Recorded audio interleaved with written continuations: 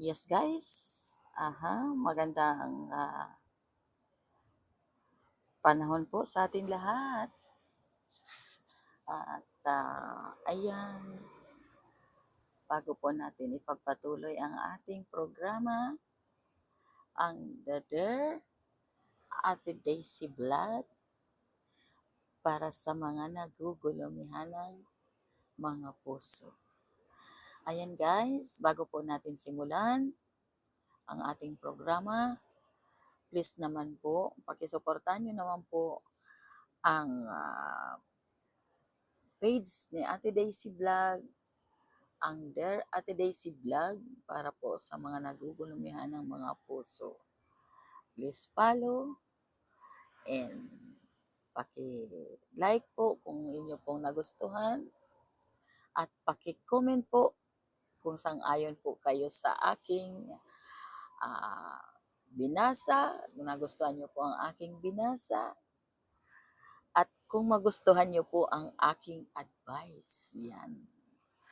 Sinika po ni Ate Daisy Vlog, nagawa po siya ng kanyang munting studio kasi wala po siyang cottage, wala po siyang mapag-viewsan. Kaya dito lang po siya sa kanyang tindahan, pero po nagawa lang po siya ng kanyang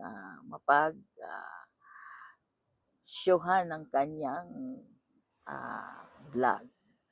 Doon po sana sa labas para po sa mga views, sa mga tanawin. Kaya lamang po ay maulan at nanalasa po yata ang bagyong Welma. Ayan. Sinika po ni Ate Daisy Vlog kasi hindi naman po siya busy. Nakatapos na rin po yung mga nagmerienda. Kaya maraming salamat po sa mga sa mga workers sa Arthur's Resort kasi dito po linugod ng Diyos kay Ate Daisy Vlog na dito po sila magmerienda. Kahit papaano po at tayo po ay magpasalamat sa Diyos kasi nilugod po na si Ate Daisy Vlog po ang kanilang napili para magsilbi sa kanila ng kanilang mga gustong imimerienda. At yun, kahit na papaano, sila na nga po ang nag-iinit ng tubig kung sila po ay kakain ng mainit na sabaw. Kaya, kasi nag-iisa lang po si Ate Daisy Vlog, kung mayroon pong inihingi na iba, yung pag-iinit, sinala lang po nagawa. Kaya, medyo aware po sila kay Ate Daisy Vlog. Ayan po guys, simulan po na natin ang ating show.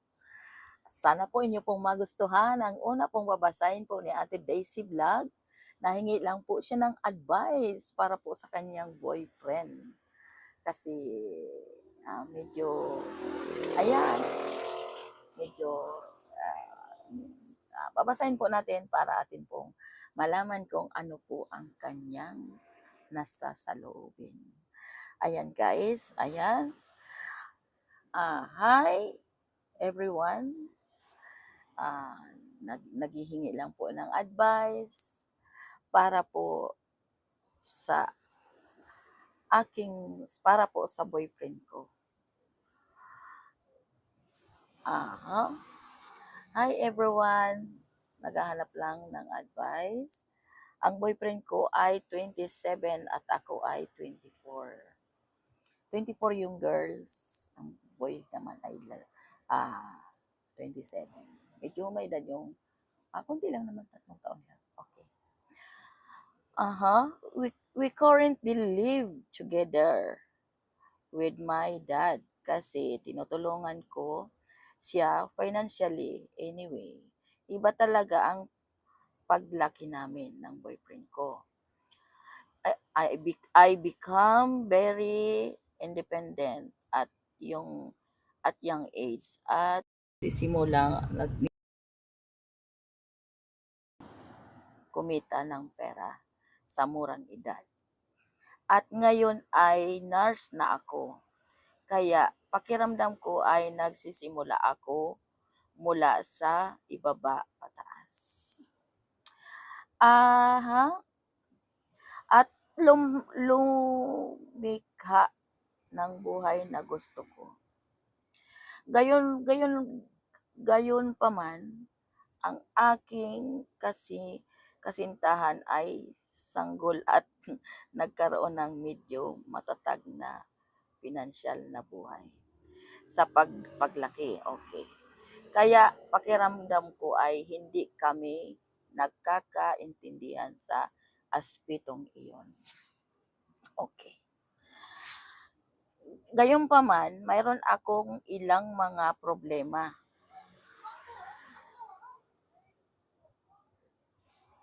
Mahirap kasi ang salamin ko. Gayunpaman, mayroon akong ilang mga problema sa kanyang mga magulang.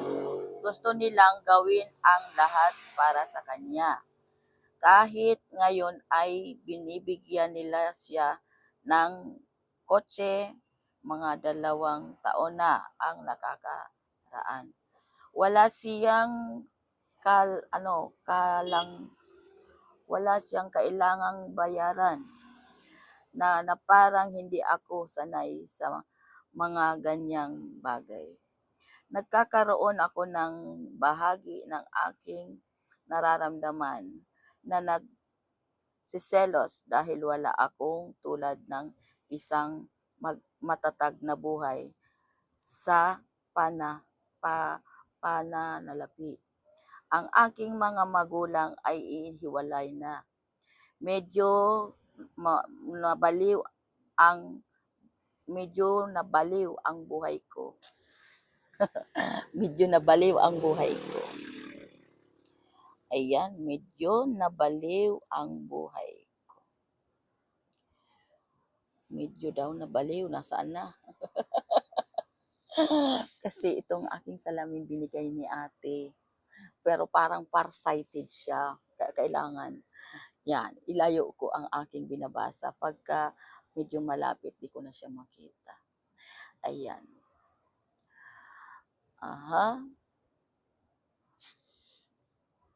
Parang nabaliw ang buhay ko. Nawala na tuloy ako. Pakiramdam ko kanyang trabaho.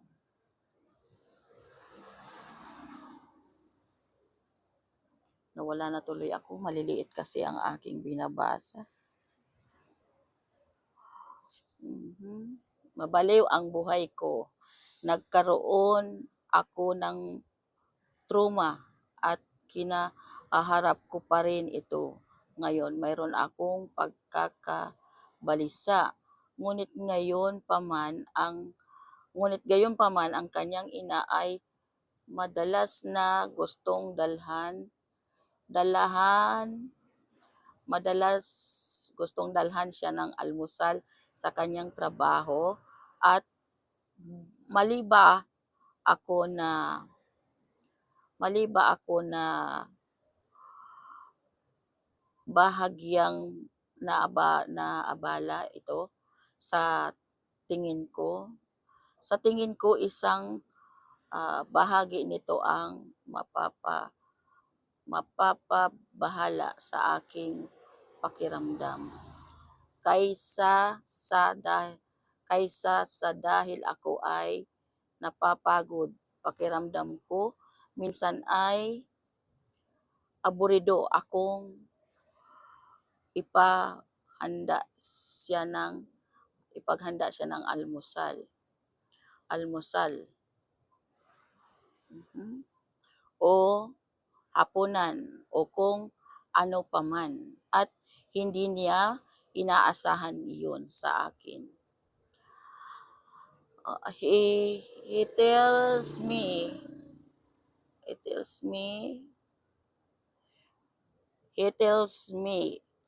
all the time it's okay, but inside feel it's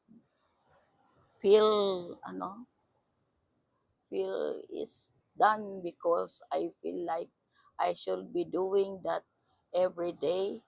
Pero minsan napapagod ako. I work he works, maybe I should start meal prepping, prep, prepping. Ngunit pakiramdam ko ay palaging isang pagtatalo kapag nakikita ko ang kanyang ina na ginagawa ang mga bagay na iyon. Gusto rin niyang bilhan siya ng damit at iba pa. Ayon po, sa iyo na nangangailangan po ng advice, siguro po para sa akin, medyo kasi lalo nagkaroon pa ng ah, trauma, nagkaroon ka ng medyo problema. Siguro po nag-aalala lang po yung kanyang mga magulang sa kanyang anak. At sa kaunang-una po, hindi po natin masasabi na dapat natin na tayo ay magsilo sa kanyang magulang. Kasi unang-una po, hindi pa naman po yata kayo kasal at hindi pa naman talaga totally kayo mag-asawa. Kaya siguro po, gano'n na lamang po ang pagsusuporta po ng kanyang ina sa kanyang anak. Kaya po, sa'yo na nangangailangan po ng advice, huwag mo nang ipagtanim at ipagsama ng loob. Maganda nga po yan eh. Tinutulungan po yung inyong asawa o ang iyong boyfriend. Kasi boyfriend pa lang naman kasi hindi pa naman po siguro kayo kasal. Hindi mo pa naman pag-aari siya na para inyo na pong damdamin, bawalan sa oras na sinusuportahan. Mas maganda nga po yun eh. Napakaswerte niyo po kasi tinutulungan kayo ng magulang niya. O, di ba? Dapat nga po na ipagpasalamat niyo yun na gano'n na lamang po siya magmalasakit sa kanyang anak. O, di kasama na kayo dun. Naluluwagan na kayo dun. Di ba? Para sa akin, okay na po yun. Huwag nyo na pong damdamin kasi mapipressure lang po kayo dun. Maaapektuhan po ng masyado ang inyong pag-iisip na nagdadamdam kayo na hindi naman dapat. Bigyan nyo po ng kaluwagan, bigyan nyo po ng magandang pag-iisip ang inyong sarili, ang iyong kaisipan. Kasi yan po ang makakasira sa inyong buhay. At ayan po, marami pong salamat. Sana po inyo pong magustuhan ang payo ni Ate Daisy Vlog. Kung mapanood mo man po ang iyong kwento, sana po magustuhan niyo po. Tanggapin niyo po ang kung anong mayroon kayo. Yan po. Marami pong salamat. Magandang hapon sa inyong lahat. Sa atin pong lahat, ngayon po ay December 5, 2025. Ayan. Masanay tayo sa madaling bigkas pero kahit hindi po masyado magbigkas ng English pero medyo okay naman, naiintindihan naman po natin. Okay, marami pong salamat. God bless you. Bye-bye.